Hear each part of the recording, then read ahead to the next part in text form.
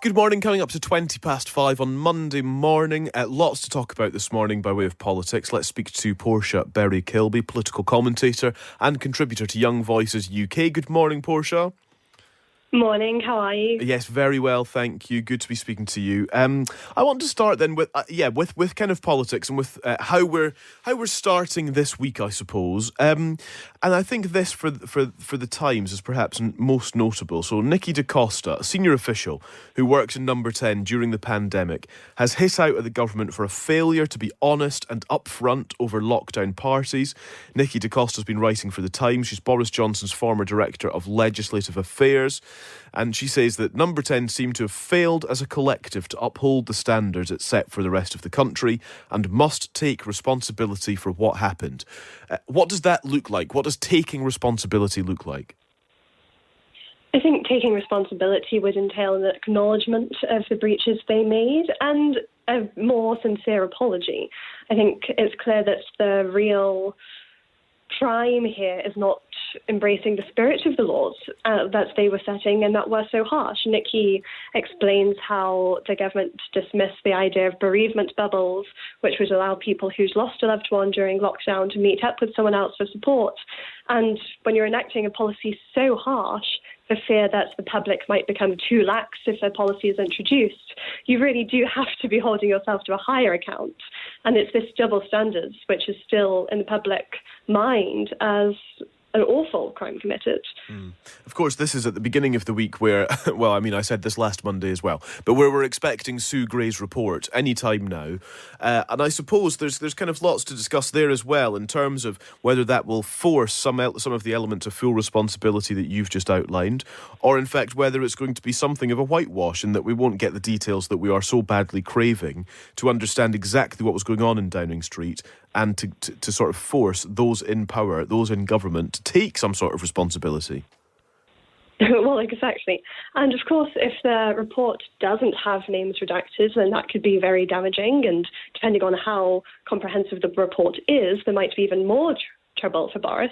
But at the same time, if it is redacted and the public don't know who was responsible for the parties or the full extent of the violations, then that's also not looking good either. So it's between a rock and a hard place. And I think really the best way forward is to have as much transparency as possible. In terms of that transparency, we still have a lot of questions about Partygate, about the multiple parties that Sue Gray, up to 18 parties she's been investigating.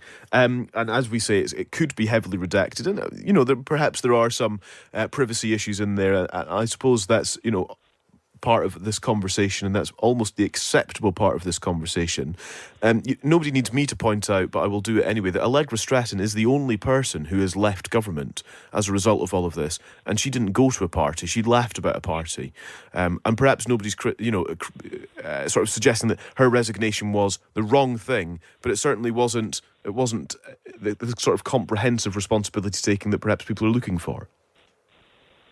Well, it's very true. And of course, if you have a whole mass exodus of people from Number 10, is that really going to solve anything or create more problems?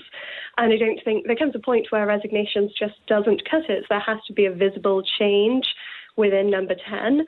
But also a spirit, I think, of just moving on and getting better and just trying not to make the same mistakes again. Because there's only so much that can be done. Forgiveness is one thing, but an apology only goes so far, especially in a situation like this. So this is all then just to sort of build on the political week that Boris Johnson is waking up to. Less than 1 in 3 voters now trust the government to do the right thing after the Downing Street party scandal. A survey, this is more than 2,000 people who have been spoken to, part of the Edelman Trust Barometer. But it really suggests that sort of element of trust, which is so important in government, has really been eroded by all of this. Very much so. It's very depressing reading when it comes to the public mood as regards our political system. And if only 31% of people think they have power to the ballot box, then there are bigger questions at play. But it's partly not just due to a political party, but it's feeling that regardless of which political party you vote for, you're going to get the same character of politician. And I think even the conversation around the Sue Gray report and redacting names, the lack of transparency that's coming out just fuels this. It's not going to increase public confidence in the system or the people in power. Okay, so just to sum up, we have a government that has been accused of rule breaking during lockdown, blackmailing its own MPs, of some elements of corruption, these are allegations, of intimidating its own MPs, of Islamophobia, and it's being investigated by the police. That is the government that we're currently dealing with. I'm trying to tie all of this together and just sort of highlight, as we're about to begin February, it's not been a great start to the year, to say the least, has it? It really hasn't, Callum, and one would hope that she's got all of the bad stuff out of the way for the rest of the year to be a little bit more positive. But there's no real sign of that happening anytime soon. And that's not to say it can't happen or that the public mood won't change. But there does have to be almost, a monumental change within Parliament, within Cabinet, and within Number 10, the building itself. For people to have any confidence and for the Tories to ever stand a chance of winning in the next, however many years in the near future. Yeah.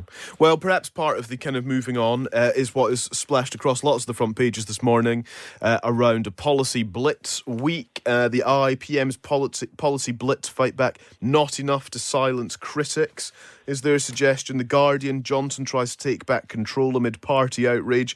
Are things like, for example, ripping up EU regulations, potentially a visit to Ukraine with the Foreign Secretary Liz Truss at some stage this week, the levelling up white paper is scheduled for publication on Wednesday. Are these the sorts of heavy-hitting policy issues that will move us on from Partygate? It does make you wonder whether policy change is enough, but the return to Brexit policy is very much a return to 2019 election campaign, and maybe a Brexit policy blitz will do something. There was an idea that Brexit is away from voters' minds coming up to the next general election, but maybe that isn't so true. It was thanks to Brexit and Boris's stance on Brexit that made him so successful in 2019. And I think there is a line of thought which, channeling the original Boris, which was so popular 2 years ago, is the way out of this situation that he's facing. So a more focused Brexit policy change is more hopeful than other policy changes in this regard. Really interesting speaking to you this morning, Portia. Thank you. Thanks for your time. That is Portia Berry-Kilby, political commentator and contributor to Young Voices UK.